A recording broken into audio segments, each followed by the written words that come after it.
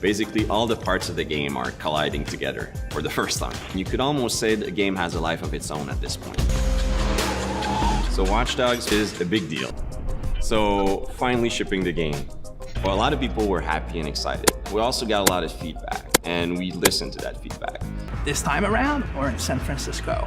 For us, San Francisco struck the chord because it meant the very birth of the attitude of a hacker, the attitude of a hacker, the attitude of a hacker, the attitude of a hacker, the attitude of a hacker, the attitude of a hacker, the attitude of a hacker. For the setting of Watch Dogs 2, we wanted to have a different vibe. So our San Francisco keeps all the important parts of the Bay Area. And there's a different feel, different vibe. It's a world that has a lot of potential for gameplay.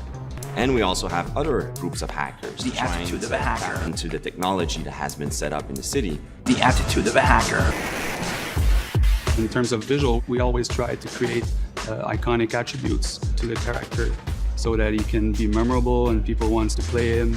Really, a hacker, it's a culture. The attitude of a hacker. Their messages sound very serious, but there's also a lulzy element to it. It represents everything that's cool about Watch Dogs. Stylized, edgy, raw memes.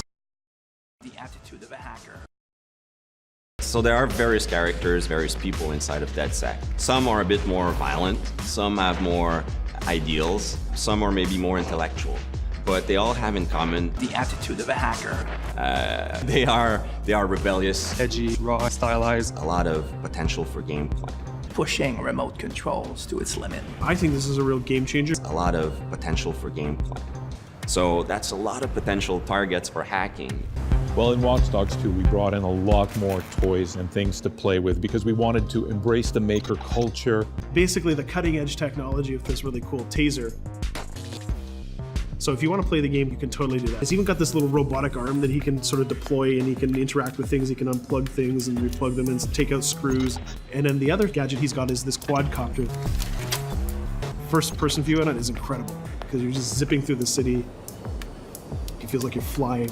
In Watch Dogs 1, you could only hack the people that were marked as potential target. Now, you can target the person you want. For example, I could hack one person and distract them, have their phone ringing so they look at their phone to create potential for gameplay.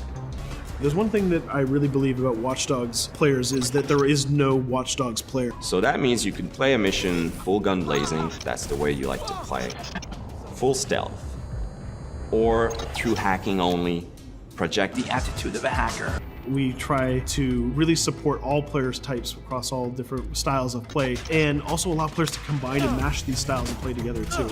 a lot of potential for gameplay. If you've been playing a certain way for a while, we want the game to kind of challenge you to try different things, but also not force you into playing the game a certain way. A lot of potential for magical gameplay moments.